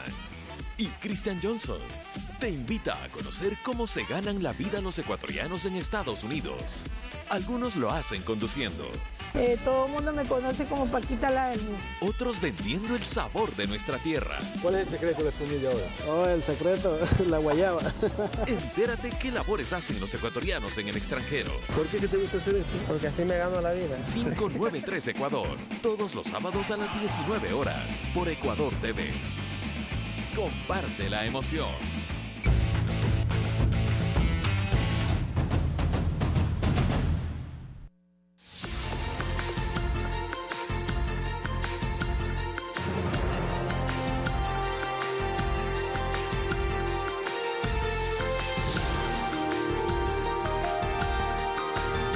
Son las 7 de la mañana con 27 minutos. Nuestro invitado Carlos Aguinaga, expresidente del Tribunal Supremo Electoral. Estas son unas elecciones inéditas. El solo hecho de que haya 80.000 candidatos en estas elecciones, por supuesto, incluye a todas las listas, a todos los suplentes, etc. Solo ese hecho ya las vuelve inéditas. ¿Qué plantea esto? ¿Qué plantea esto en términos de riesgos, pero también de oportunidades? Es una pregunta que hacemos a nuestro invitado. Buen día. Bueno, sí, efectivamente, con 80.000 candidatos, toda la estructura que está establecida en el Código de la Democracia, con los vacíos y falencias que tiene este código, es difícil hacer, por ejemplo, un control de la propaganda electoral. ¿Cómo se controla 80.000 candidatos? Eso es imposible con una institución que debe tener unos 1.200 servidores públicos más los contratados. Realmente eso es imposible. Tiene que buscarse mecanismos, yo diría, a través de una especie de muestras, a través de una especie de seguimientos que se hagan en territorio. Aleatorios, etcétera, para poder ejercer este control. Es que no puede haber un policía detrás de cada candidato. Me refiero en términos de control. Claro. De control de gasto, de control. No debe haber. Yo, por ejemplo, soy partidario de que discutamos la figura del fiscal electoral. Es decir, que en cada localidad existe un fiscal electoral, que sea el que persiga las infracciones electorales. Es un tema interesante de reforma que podemos discutir. Pero este fiscal como parte de la estructura de la autoridad electoral. No, como parte más bien de la estructura de la fiscalía. De la fiscalía para perseguir delitos e infracciones electorales. Así vamos a darle un poco de independencia al juez de la autoridad administrativa electoral. Esa puede ser una alternativa. Me preocupa sobremanera, por ejemplo, ahora vimos que este tema del monitoreo hoy está trabada por impugnaciones o intereses que tienen los contratistas en el CERCOP. Yo sí quiero recordarles a mis amigos del Consejo Nacional Electoral a Diana, Enrique, Lucho y todos los que componen, que hay una norma muy interesante en el Código de la Democracia, que es prohibido interferir en el proceso electoral, ¿no? Así es que para viabilizar y abrir los caminos de transparencia y de control, bien podría utilizarse esa norma. ¿Cuál es? Está sancionado con destitución y sanción de los derechos políticos a cualquier persona, pública o privada, que interfiera en las actividades de los organismos electorales en periodos de elecciones. Ahora, si no existe estructura lo suficientemente grande como para hacer un control en términos absolutos, también habría que decir que 80.000 candidatos, de alguna manera, nos presenta la oportunidad de que hay 80.000 observadores. Es decir, todos estarán de alguna manera interesados en ver lo que hacen sus adversarios, sus competidores políticos. Por lo tanto, es un proceso altamente vigilado por los propios protagonistas. Bueno, vamos a acudir primero a un proceso con un, yo diría, puede ser el de mayor participación democrática, con mucha apertura, digamos, democrática, pero eso también trae complejidades. Por un lado, lo que tú dices, es decir, hay esta especie de control, de denuncias, de seguimiento cruzado. Pero eso también abarrota la estructura de la organización electoral, tanto administrativa como jurisdiccional, ¿no es cierto? Y tenemos una serie de problemas que se desencanan de eso. Es decir, un montón de denuncias pueden generarse por violaciones a la campaña, pero obviamente con una norma como el Código de la Democracia, que es muy débil, muy deficiente en toda la estructura de gasto, de propaganda política, yo creo que esos equilibrios no se van a dar. Las preocupaciones más bien vamos a tener ahora con el tema del conteo, el rato del escrutinio, claro, con todo tanto candidato. el día mismo. El día mismo de las elecciones. Ahora, estos son los pavores del vicepresidente del Consejo Nacional Electoral. ¿Usted coincide con estos temores? Desde luego. O sea, cuando tenemos un sistema que es malo, porque el sistema electoral ecuatoriano es pésimo de concepción, de naturaleza, y eso venimos diciendo ya desde hace 2 décadas. Ya venimos diciendo, por Dios, este sistema que se creó en el Ecuador es el peor sistema de funcionamiento en el mundo. No hay país en América Latina donde funcionen todos estos elementos. Votación preferencial de listas abiertas, escogiendo de una lista entre listas, eso es una locura. Eso es una locura. Primero, porque quiebra el principio de igualdad del voto.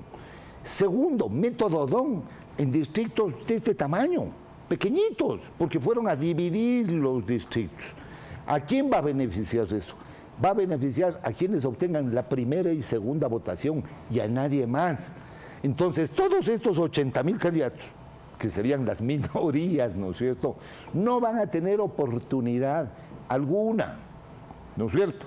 Entonces, yo creo que tenemos que repensar en el sistema electoral ecuatoriano, pero para eso se requiere construir voluntad política, porque lo que va pasando cíclicamente en el Ecuador es que aquellos que llegan a dominar temporalmente el espectro político electoral no quieren topar la reforma electoral y después se les va en contra de ellos.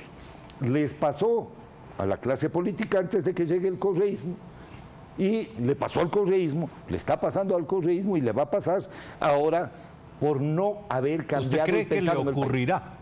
Claro. En estas próximas elecciones. Desde luego, ya le está ocurriendo.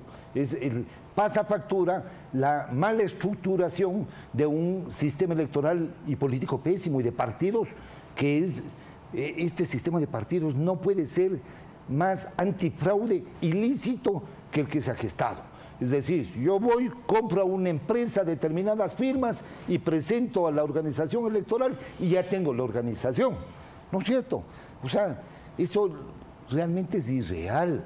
Debemos pensar en construir elementos del sistema político, del sistema electoral, del sistema del partido, que le den un futuro de gobernabilidad y de mejora a la democracia. Porque esta democracia que tenemos es una democracia absolutamente débil. Temas para la reflexión del sistema sobre el sistema electoral, pero primero hay que pasar el río el 24 de marzo. Y aquí la pregunta sería, qué hacer si ya hay guerra avisada respecto del tema del conteo y reconteo y de la complejidad que esto puede producir. Sí, efectivamente, la estructura de escrutinio, de conteo, yo creo que el Consejo Nacional Electoral debe tener un exit poll o contratar un exit poll adecuado, con una muestra adecuada para que proyecte los resultados. Podría tener un sistema, Pero usted habla de un exit poll, el exit poll ocurre, perdón, digamos, es bueno. Perdón, me equivoqué, de conteo rápido. Un conteo rápido y al cierre tienen muy buenos resultados al 100%. Pero hay 220 municipios en el país. Usted dice conteo rápido en 220 municipios. Sí hay como montar un conteo rápido, una muestra que podría estar entre el 4 y 10% y eso proyectar, sí se puede el día de las elecciones. ¿También para prefectos? También para prefectos. Especialmente para las unipersonales es de fácil aplicación y de fácil control. ¿Y qué complejidades plantea la elección de consejeros de participación ciudadana? A ver, ahí tiene muchas complejidades. Esta es una elección, primero, atípica, ¿no es cierto?, sin dinero para la campaña. Esto va a ser en redes. Realmente ahí lo que falta es una campaña de educación cívica por parte de la organización electoral. ¿En qué sentido? Orientarle a la ciudadanía quiénes son los candidatos, cuál es la estructura de los candidatos, cuál es el perfil de los candidatos, ¿no es cierto?, su currículum, exponerles públicamente, realizar debates respecto a estos candidatos, porque además esta quinta función del Estado, que no debería existir en la Constitución, no debería porque es un mamotreto, sin embargo, es muy importante en la parte estructural de la Constitución, designa todos los organismos, autoridades y dignatarios del Estado, pero hay que darle otra visión, hay que darle otro norte y de tal suerte que estos son los candidatos que hoy tenemos y tenemos que adecuarnos a esas reglas. Hay un actor en este próximo proceso electoral del que poco se habla, pero es evidente que está allí. Y hablamos de la indecisión, que en este momento, de lo que sabemos por algunas prospecciones e investigaciones de opinión, es muy alto en las principales ciudades, aquellas que son medidas. Hay un altísimo nivel de indecisión. Probablemente esto tenga que ver, al final del día, con un problema de información, como usted señala. No solo de información.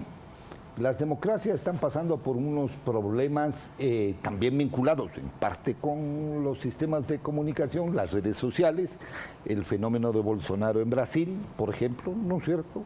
Una incidencia del WhatsApp en elección profunda, lo que acaba de pasar en Guatemala, los altos niveles de indecisión, justamente llevan varios temas, el desencanto sobre los partidos políticos tradicionales, el tema de la intervención de los minimals, ¿no es cierto?, en política, la influencia de las redes sociales y, claro, muchas veces confundimos todo esto y obtenemos resultados completamente inesperados. Y eso puede pasar en algunas ciudades aquí en el Ecuador. Gracias por aceptar la invitación a este programa. Carlos Aguinaga, expresidente del Tribunal Supremo Electoral, y algunas advertencias necesarias que son aportes a una reflexión indispensable. 7 de la mañana, 38 minutos. Gracias, amigas y amigos, por seguirnos hasta este momento. Mañana, desde las 6:55, con ustedes de nuevo en Primera Impresión.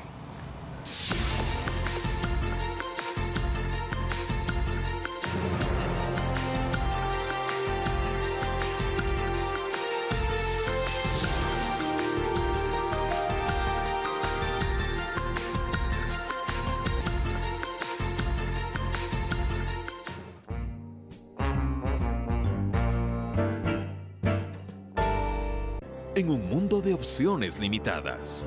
La mujer debe caminar siempre detrás de su esposo y debe respetarlo. Ese es el papel de la mujer.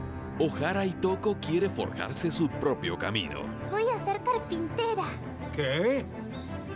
Así es, y lo haré para poder ser una daikokata. Una telenovela de éxito mundial llega a Ecuador TV. Clavel, gran estreno. Hoy, 21 horas. Por Ecuador TV. Comparte la emoción. Este martes en Memoria del Futuro. Pro, una aplicación que permite la retroalimentación inmediata del servicio al cliente. Loop, una marca de ropa deportiva de alta tecnología que integra la responsabilidad social. Y Onyx Studios, una empresa que busca transformar el mercado de videojuegos móviles. Las buenas ideas están en Memoria del Futuro. Este martes a las 22 horas. Por Ecuador TV. Comparte la emoción. Calor intenso. Nieves perpetuas. Rutas extremas. La guía básica para sobrevivir y ser a prueba de todo. Sobreviviente con Bear Grylls. De lunes a viernes, 19:10. Por Ecuador TV. Comparte la emoción.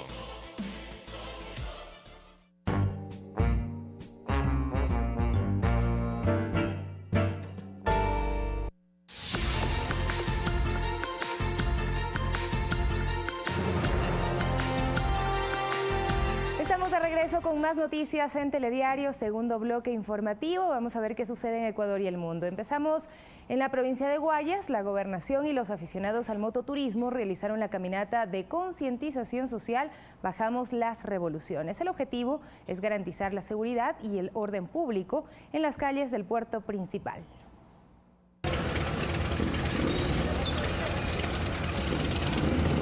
Con un espectáculo sobre ruedas, la Federación Ecuatoriana de Motociclistas y la Comisión Mototurismo de Guayaquil recorrieron la avenida 9 de octubre como un compromiso con la seguridad ciudadana. Esta es una forma de vivencia de todos nosotros, de que tenemos que trabajar siempre bien, mancomunadamente en grupos, para que nos reconozcan como lo que somos, caballeros del volante, caballeros de la moto.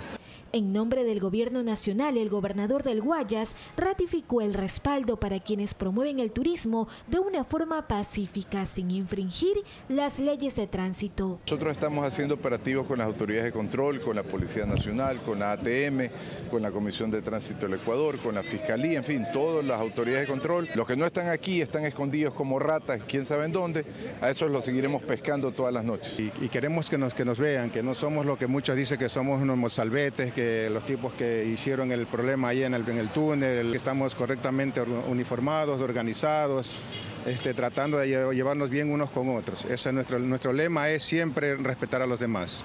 El acto forma parte del convenio firmado con las principales autoridades de la provincia que incentivan el buen deporte y la afición en pro del desarrollo turístico de la urbe porteña. Decirle a la ciudadanía, no hay que tenerle miedo, este es un tema turístico, este es un tema social, los motociclistas se divierten para que la ciudadanía también se divierta. Más de 30 asociaciones de motociclistas regularizados y en proceso de regulación participaron del evento. El próximo miércoles, el gobernador de la provincia mantendrá un diálogo con los gremios de motociclistas para programar de forma ordenada horarios, espacios y límites para el desarrollo de sus actividades. Esto es un hobby, esto sin duda alguna es un hobby que hay que saberlo disfrutar y saberlo apreciar. En la fiesta de Guayaquil tenemos el compromiso de que nos va a acompañar también no solamente motos, sino también los autos. Mariuxi Buenaño, Telediario. 7 de la mañana con 43 minutos. Turistas de distintos lugares del país llegan cada semana a Playa Delfín. Este balneario ubicado en el Cantón Playas es reconocido por tener uno de los mejores climas del mundo. Nelly Saltos, oriunda de Manabí, emprendió su propio negocio preparando platos típicos elaborados a base de mariscos. Yo preparo el arroz marinero, la sopa marinera, cazuela marinera, camarones apanados, encocado de pescado, el piqueo de camarón de piqueo marinero. Una zona en la cual su principal fuente de ingreso es el turismo y la gastronomía, por lo que las mujeres se especializan en esta área. Entonces nosotros exploramos esto y hicimos cabañas para poder tener un sustento para nuestra familia. El clima del lugar atrae a turistas nacionales y extranjeros que llegan cautivados por las delicias de esta tierra costera. Por supuesto que visiten la Playa del Delfín, sus patios de comida, se los recomiendo. Buena comida, exquisita. Está muy deliciosa, los precios económicos y todo muy bien. Playa Delfín se ubica en el kilómetro 24 en la comuna Data Pozorja. Su nombre viene acompañado de una escultura gigante de 75 metros de altura que da la bienvenida a quienes visitan el balneario con uno de los mejores climas del mundo. Mariuxi Buenaño, Telediario. Y con 431 pasajeros a bordo, en su mayoría alemanes, este fin de semana arribó a Guayaquil el crucero Hamburg.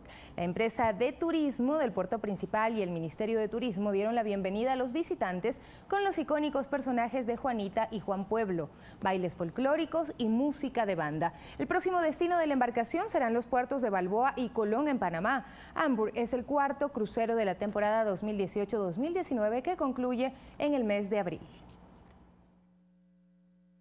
Y es hora de conocer un nuevo barrio de la capital. Es el turno de El Tejar en el centro histórico. César García está listo para contarnos sobre la historia y atractivos de este barrio que alberga el primer cementerio de Quito. César, muy buenos días. Bueno, cuéntanos un poco más de este sector de la capital. Hola Sofía, buenos días amigos de Telediario, un gusto poder compartir con ustedes en este inicio de semanas, lo cual hacemos con toda la energía y deseos de que tengan éxito en esta semana de labores. Estamos acá en El Tejar, entre los dos túneles, junto al cementerio más antiguo de la ciudad capital. Vamos a estar ya conversando respecto de los detalles de la historia de este panteón que tiene por una de sus mitos guardar los restos de Eugenio de Santa Cruz y Espejo. Voy a conversar en este momento con Fabián Amores Núñez, nuestro historiador, que siempre está pues acompañándonos para ilustrarnos al respecto de las novedades que no conoce la ciudadanía de nuestros queridos barrios. En El Tejar, ¿desde cuánto se nombra así a este sector y cuáles son sus principales características, Fabián? Bueno, la historia de este barrio se remonta más o menos al año de 1754, cuando el rey Fernando VI autoriza a la orden de los mercedarios para que puedan construir una recoleta. Las recoletas eran básicamente una especie como de monasterios que servían para el retiro espiritual. Entonces, un poco el plan es que casi todas las órdenes religiosas, de hecho todas las órdenes religiosas tuvieron sus recoletas, que debían estar construidas alejadas de la ciudad, porque esa era la idea, o sea, alejar a los sacerdotes de los vicios, del pecado. Entonces como que el tener estas recoletas a las afueras ayudaba justamente a que puedan desarrollar o realizar estos ejercicios espirituales, y así es como se empieza la construcción de esta recoleta. Posteriormente, para la época del rey Carlos III, en el siglo XVIII, él es el que determina que ya no deben seguirse enterrando a las personas dentro de las iglesias por diversos motivos, principalmente de higiene, y entonces él es el que hace un primer edicto real para obligar a que se construyan cementerios alejados de las ciudades. Y posteriormente el rey Carlos IV, a inicios del siglo XIX, por 1804, es el que retoma esta idea, y por eso es que se empiezan a construir cementerios en España. Y en el caso de Quito, pues este cementerio de la Merced, del Tejar, sí, del Tejar de la Merced, va a ser el primer cementerio que se va a construir fuera de los muros de un edificio religioso, ¿no? Y posteriormente, pues años mucho más tarde, en 1868, se construye el cementerio público de San Diego. Entonces esa es más o menos la idea o la historia de este lugar. Ok, gracias Fabián. Estamos viendo parte de lo que son los tanques del placer a mis espaldas, y esta es la calle Renacer, por donde descienden muchos carros para tomar la avenida Mariscal Sucre y dirigirse hacia el norte de la ciudad capital. Hay muchas cosas, personajes como la Beata, que forman parte de las leyendas que caracterizan al Tejar, y nosotros más adelante les estaremos brindando más extractos de esta rica historia de uno de los barrios más importantes del centro histórico de la capital, El Tejar. En pocos minutos nos vemos en Más Cerca. Mientras tanto, Sofía Montoya, te devuelvo el paso para que continúes con más información en Telediario. Muchísimas gracias, César. Por eso nos gustan los lunes, porque podemos acercarnos más a los distintos barrios de nuestro país y en este caso de la capital. Vamos a revisar de inmediato las noticias internacionales en Telediario.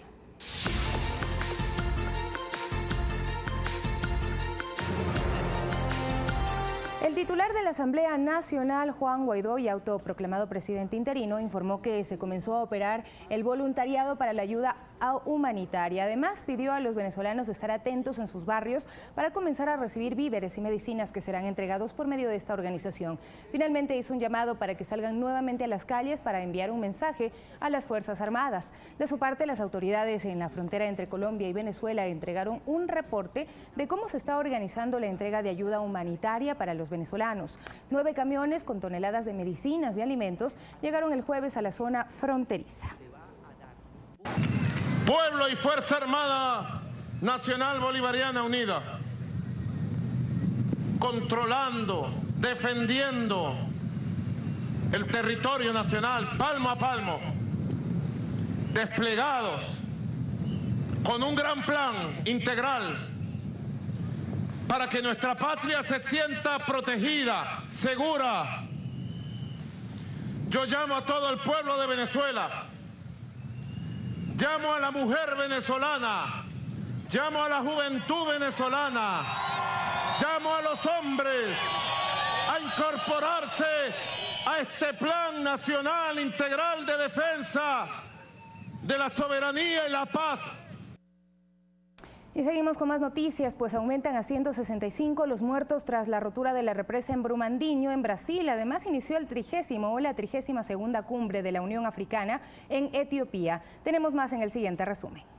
En Brasil, el saldo de la rotura de la represa en Brumadinho se actualizó en 165 muertos y 160 desaparecidos. Los operativos de rescate continúan en la zona. La tragedia ocurrió el pasado 25 de enero, generando una avalancha de lodo que arrasó la zona en la que se encontraban las instalaciones de la empresa y viviendas aledañas. La Corte Interamericana de Derechos Humanos negó las medidas provisionales que solicitó el senador Gustavo Petro en contra del Estado colombiano. La defensa argumentó que la curul de Petro estaba en riesgo y que se busca su muerte política. La Corte desestimó esa solicitud.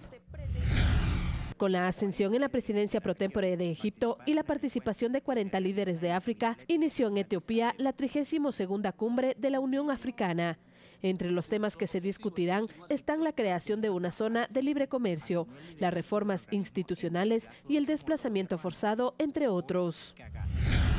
La policía indonesia admitió que utilizó una serpiente durante un interrogatorio a un detenido en la provincia de Papúa y aseguró haber tomado las medidas disciplinarias después de que un video del incidente fuese compartido por activistas en las redes sociales. En las imágenes se muestra a un hombre que fue acusado de un intento leve de hurto con las manos inmovilizadas en la espalda y una serpiente alrededor de su cuello mientras gritaba, y los policías ríen y acercan la boca de la serpiente a su rostro.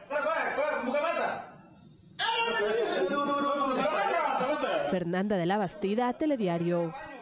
De la mañana con 52 minutos, volvemos a nuestro país, pues este sábado 9 de febrero de 2019 se cumplió el 41º aniversario de la partida de Julio Jaramillo. Integrantes de distintas agrupaciones culturales rindieron homenaje al Ruiseñor de América en el mausoleo del Cementerio General en Guayaquil.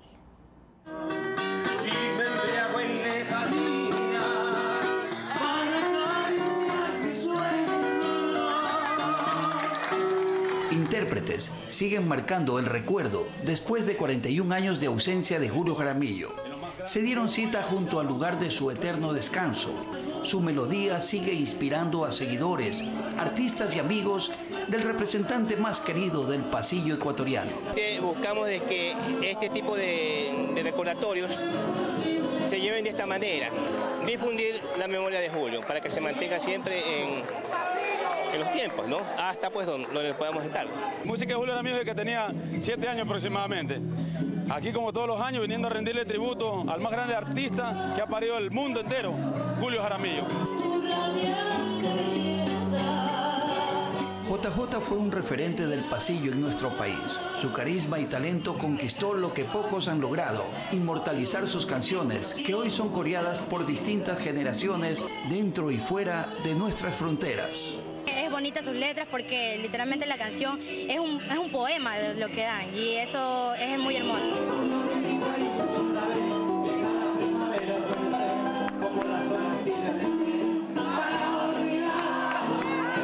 Quienes compartieron con el cantante sus primeros años en la carrera musical aún tienen la oportunidad de contarnos las experiencias que vivieron junto al ídolo guayaquileño. Con nostalgia le siguen rindiendo un merecido homenaje al Ruiseñor de América. Amigo de Julio, en la época de él, de Olimpo Cárdenas, la época cuando yo paraba con el Loco Montalvo, desde ahí tengo esa experiencia por medio y me ha gustado siempre de Julio Jaramillo. Pero yo me acerqué a las rocolas y me gustó las canciones que él interpretaba, Fatalidad, Nuestro Juramento, Náufrago de Amor.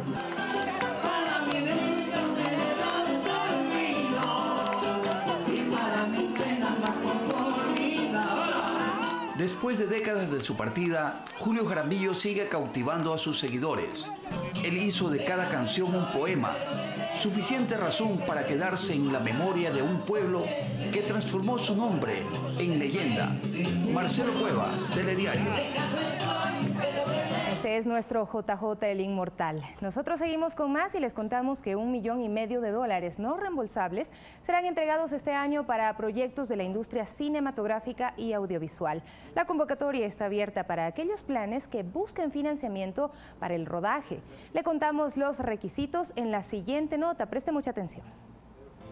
Quito será el escenario de la historia de un rapero que contará a través del hip hop lo que ocurre en las calles. La película se llamará Desde el Ayer. La música como un elemento que te permite escapar un poco de tu realidad. También sucede un encuentro familiar, un encuentro de madre e hijo.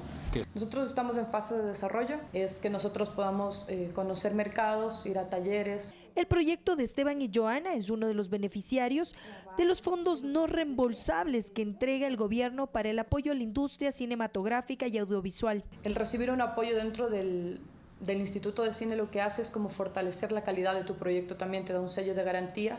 Colombia y México han mostrado su interés en la producción que tiene un costo de $467,000. Es el tema de negociar con el coproductor. El tipo del porcentaje que tendría se podría vender. El Fondo de Fomento Cinematográfico y Audiovisual abrió la primera convocatoria de este 2019 para seleccionar a 14 proyectos que estén en fase de rodaje.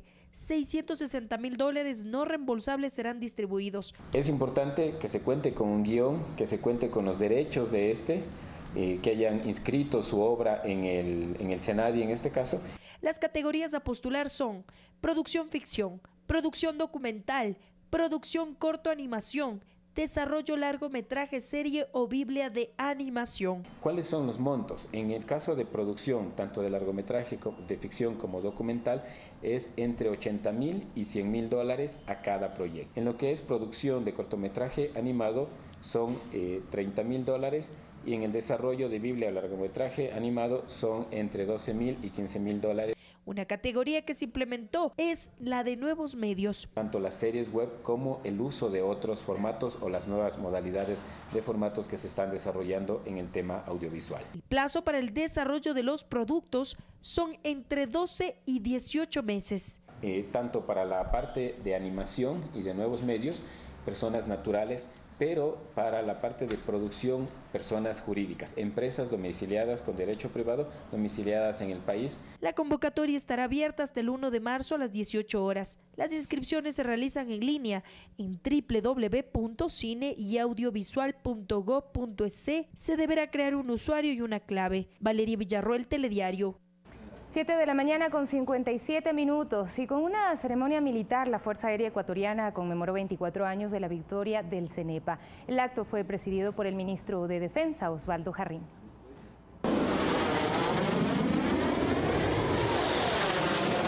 Con un festival aéreo se recordó la batalla que ganó el ejército ecuatoriano frente al peruano el 10 de febrero de 1995 durante la guerra del CENEPA.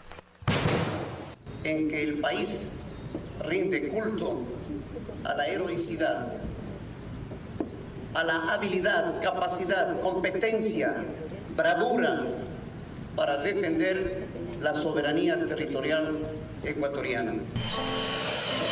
El hecho marcó un hito en la historia militar ecuatoriana por ser el primer conflicto armado aéreo que hasta ese entonces se había ganado en toda Sudamérica, abriendo el diálogo de paz y declarando el 10 de febrero como el Día de la Victoria del CENEPA y Día de la Aviación de Combate.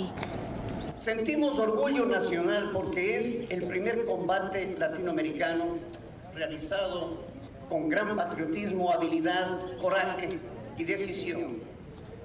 También hay que reconocer que es por primera vez que se demuestra universalmente el cómo se ha desarrollado una estrategia aérea netamente ecuatoriana.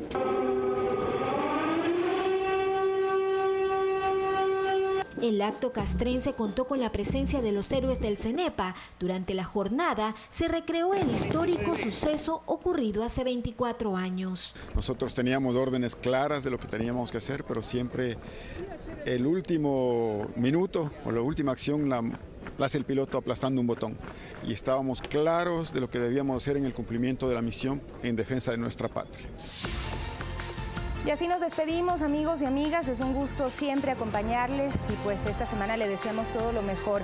Enseguida viene Arturo Barriga y el programa Más Cerca. Se hablará acerca de la niñez, de la adolescencia, cuál es la situación real de este sector de la población en el Ecuador. La semana pasada se daba a conocer que al menos 40 niñas daban a luz cada semana, es decir, niñas que fueron violadas. Todo eso y más se abordará de inmediato en Más Cerca junto a Arturo Barriga. Yo me despido, hasta pronto.